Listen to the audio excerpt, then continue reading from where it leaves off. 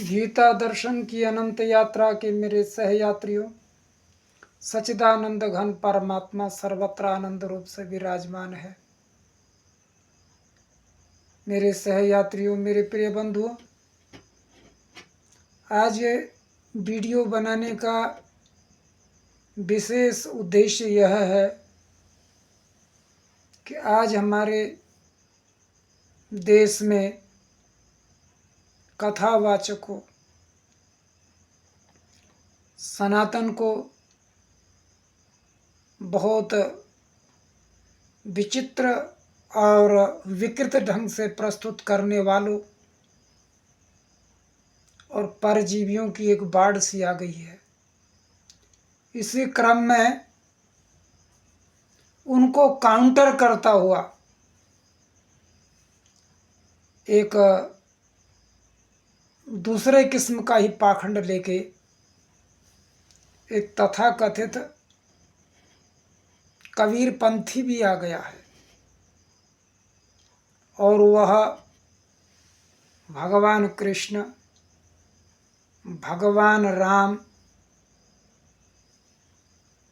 और अब आगे चल के शिव पे भी बहुत अभद्र किस्म की टिप्पणियां करते हुए उसके दास दासी हिंदू समाज को एक प्रकार से युवाओं में उसके प्रति नफरत जैसी पैदा हो जाए, ऐसा वातावरण पैदा कर रहे हैं। वो किस लिए ऐसा कर रहे हैं ये कहना मेरे लिए बहुत मुश्किल है, लेकिन मैं चाहता हूं कि सनातन को यथार्थ रूप में लोगों के सामने प्रस्तुत कर सकूं। इसी उद्देश्य के लिए YouTube चैनल चलाया है और सनातन को यथार्थ रूप में प्रस्तुत करने की मेरी मुहिम में जो लोग शामिल होना चाहें उन्हीं को मेरा आह्वान है, आइए मिलकर सनातन को विकृत रूप में प्रस्तुत करने वालों के मंसूबों को नाकाम करें।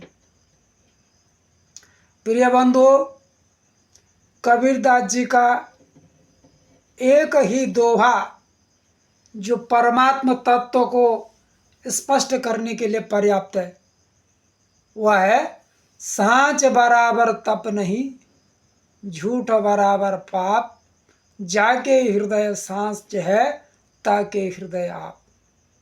कबीरदास जी ने स्पष्ट किया है कि बहुत बड़े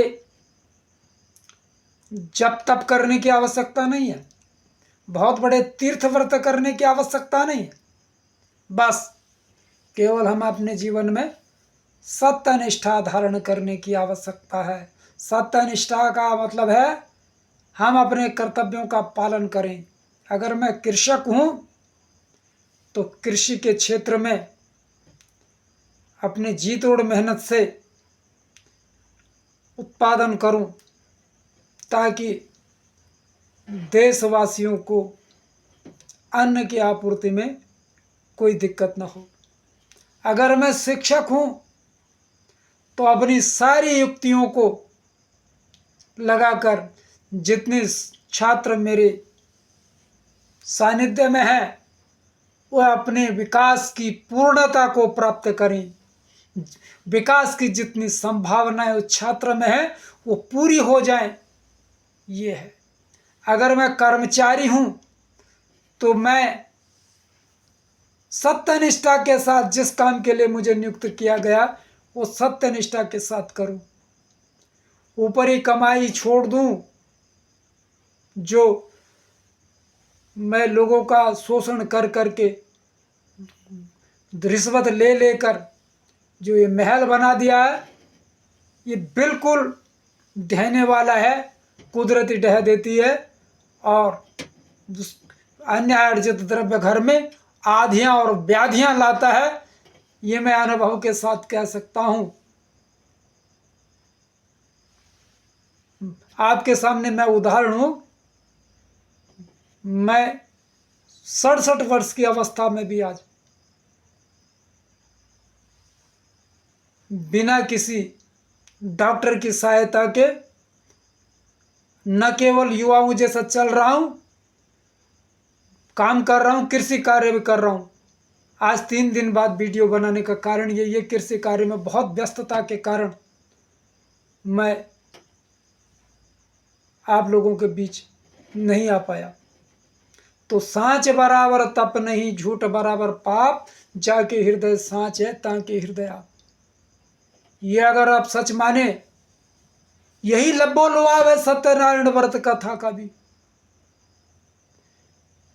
संत कबीर जी ने एक ही दोहे में सत्यनारायण व्रत कथा का लब्बो लुभाव हमारे सामने प्रस्तुत कर दिया है। यदि हमारा जीवन असत्य से भरा हुआ है, दूसरों को धोखा देने से भरा हुआ है, हम चीटर्स हैं, तो दूसरा भी हमको चीटिंग करेगा।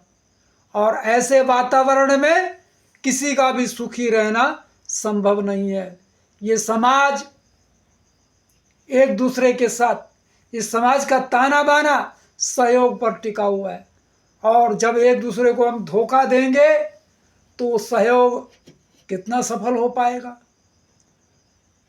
हम धूर्तता, छल कपट एक दूसरे के प्रति अगर करते रहेंगे तो ये समाज का जो ताना बाना से बुनी हुई जो चादर है ये फट जाएगी। इसलिए हम लोग ईमानदार बने। आज लोग परिवार में ही ईमानदार नहीं है, पत्नी पति के प्रति और पत्नी पति के प्रति और पति पत्नी के प्रति ईमानदार नहीं है। ये बहुत हो रहा है। तो हमारा समाज किस ओर जा रहा है? क्या हम भारत में इस प्रकार विश्वगुरु बनेंगे? और राजनेताओं की हालत यह है कि हर नेता अगले चुनाव की चिंता कर रहा है। हमें अगली पीढ़ी की चिंता करनी है। जिस तरह से देश में चल रहा है, अगड़ा पिछड़ा, दलित, सवर्ण, हिंदू, मुस्लिम, ये हमें किस ओर ले जा रहा है? अगली पीढ़ी क्या हमारी संघर्षरत रहकर आपस में रहेगी? क्या हमारा देश सीरिया बन जाएगा? हमारा देश इराक बन जाएगा? या हमारा देश पाकिस्तान बन जाएगा? प्रिय बंधुओं, हिंदुत्व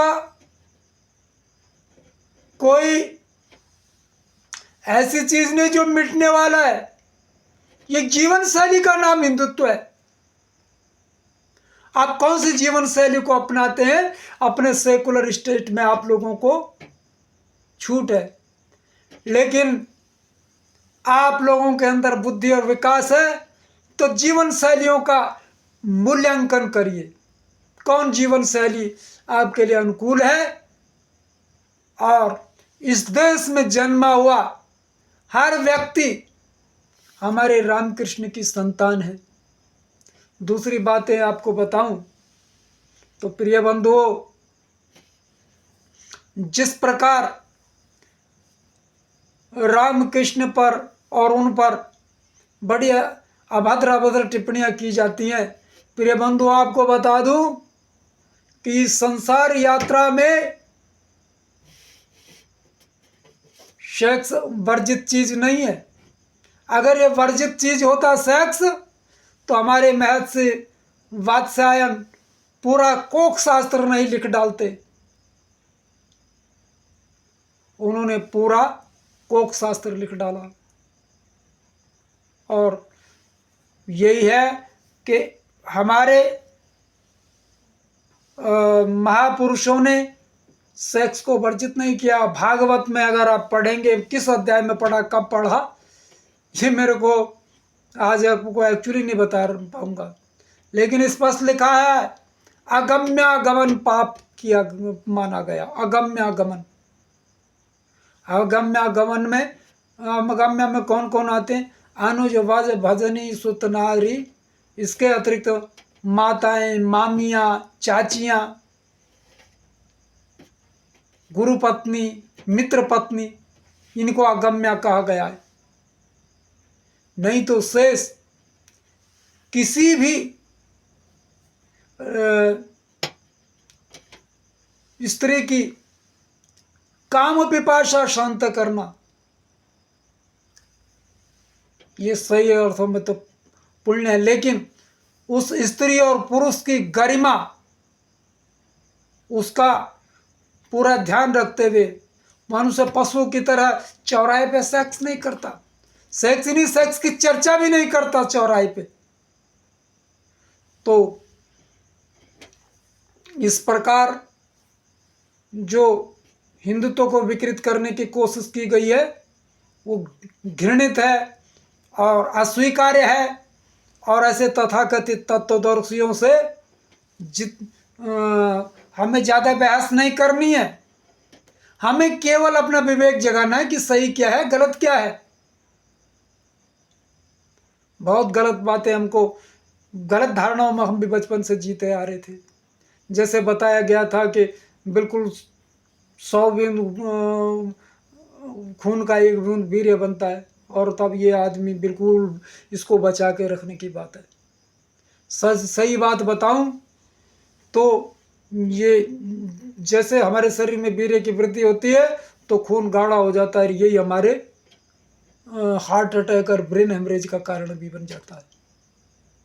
इसलिए सनातन को वैज्ञानिक दृष्टिकोण से समझो और उसमें जो जो एक एक बातें बताई गई हैं उनको समझने की कोशिश कीजिए। और विभिन्न प्रकार के ध्यान योग, ज्ञान योग इत्यादि जो भी योग है उनको पूरी तरह समझ के हम जीवन में उतारें। और इस विश्व को अगर स्वर्ग बनाना है तो करुणा और ममता में विश्व हम कैसे उपस्थित करें, कैसे हम इस विश्व में करुणा और ममत्व का सृजन करें, यही हमारे लिए बहुत ज़रूरी है। नहीं तो बारूद के ढेर पे बैठा हुआ ये विश्व, इसका कोई भविष्य नहीं है। और भारतीय अध्यात्म विज्ञान ही वह है जो जहाँ पर पश्चिम का भौतिक विज्ञान का अंत होता है वहाँ से हमारा आध्यात्मिक विज्ञान शुरू होता है। प्रिय बंधुओं, बहुत न चाहते हुए भी वीडियो बहुत लंबा हो गया, यहीं पर आप लोगों से आज विदा मांगना चाहूँगा। अगले वीडियो पर विषय को आगे बढ़ाएंगे। जय हिंद, जय भारत, जय विश्व ब्रह्मांड।